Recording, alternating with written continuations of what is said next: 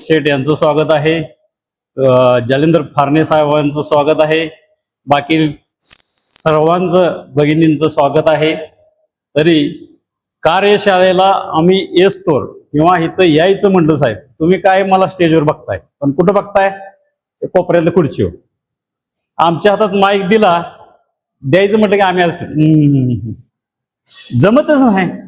पण असा विषय झाला की परवा एक कार्यक्रम झाला आपला, त्यात प्राची मॅडम यांनी छान भाषण केलं। मग मी फारणे साहेबांना म्हटलं ही कसं घडलं? मग फारणे साहेबांनी मला सांगितलं हे घडतंय, फक्त तुम्ही 27, 28, 29, 30 3 दिवस मला टाइम द्यायचं आहे। मग म्हटलं ठीक आहे। मग आता विचारायचं तर काय विषय नव्हता, तुम्ही पैसेही सकट त्यांनी सांगितले मी भरतो, फीस तुम्ही द्यायची नाही। मग इथं कार्यशाळेत आल्यानंतर पहिल्या दिवशी आम्हाला इथं यायचंच म्हटलं तर आमचं पाय कापायला लागलं। फक्त आम्हाला तिथं बोलवलं, गुच्ची द्या, बसा, एवढंच आम्हाला माहित होतं।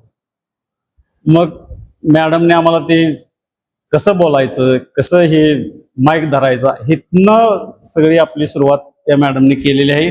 त्यामुळे योग्यता मॅडम तुमचं एकदम आभार, थँक्यू, काय म्हणाल ते थोडक्यात शुभ। आणि आपलं इथं येस्तोर आमच्या तोंडातलं पाणी सुकत होतं, खरं सांगायचं म्हणजे। आता इथं आम्ही उभा राहतोय, बोलतोय, म्हणजे आम्ही थोडं कुठं तर थोडस, म्हणजे मी काय 90% वगैरे म्हणाय ना, आमचं आता 10%च आहे। मी यांना म्हटलं मी 3 दिवसात शिकणारा विद्यार्थीच नव्हे, त्या तर मी शाळेत सकट परीक्षेत मला वाटते का पेपर पुरा लिहिला नाही, सगळ्यात पहिलं पेपर देणारा मी होतो। 35 म्हणजे मला असं वाटायचं की 100 पैकी मी कवाही 50 मार्काच्या वर लिहिलेलं नाही। त्यामुळं मी इथं आलो, बऱ्यापैकी शिकलो, म्हणजे थोडक्यात बोलायला या लागलं, एवढंच आपल्याला इथं हे वाटते, काय म्हणजे त्याला अनुभव। आणि त्यामुळं बऱ्यापैकी आता हे माईक म्हणजे आमचं हत्यार होणार आहे। काय अहो, आता साहेब तुम्ही बघत होता आपल्या हनुमान मंदिरच्याच कार्यक्रमात कसं होतं, तिथं बसतायचं आणि ते बदन कोणतरी येते, ए बोलताय काय, सांगता करता काय, आता या आईला धरून जागा जमत नाही, बदन धरा हे काय चाललंय लागा, हे असं काय बरोबर आहे का?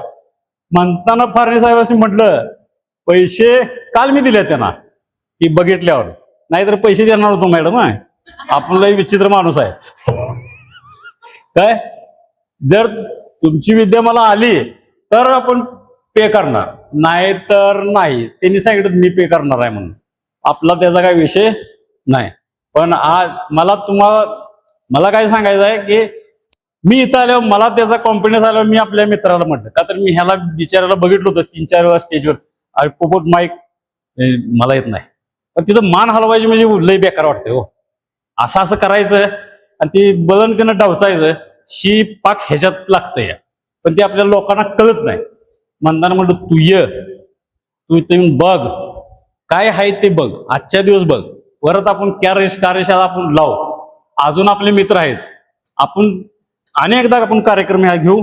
त्यामुळं काय लगेच घडलोय असं काय धरायची गरज नाही, बरोबर आहे साहेब? त्यामुळं काय मी काय कुठली कथा सांगणार नाही, ठीक। मी एवढंच बोलतो आणि माझे 2 शब्द संपवतो। जय हिंद, जय महाराष्ट्र।